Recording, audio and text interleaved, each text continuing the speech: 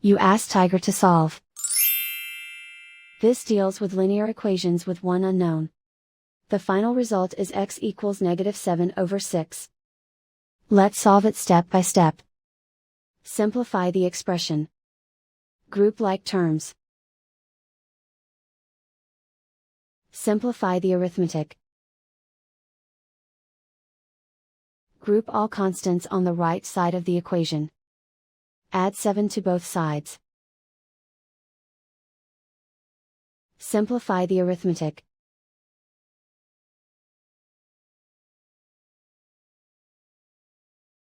Isolate the x. Divide both sides by -6.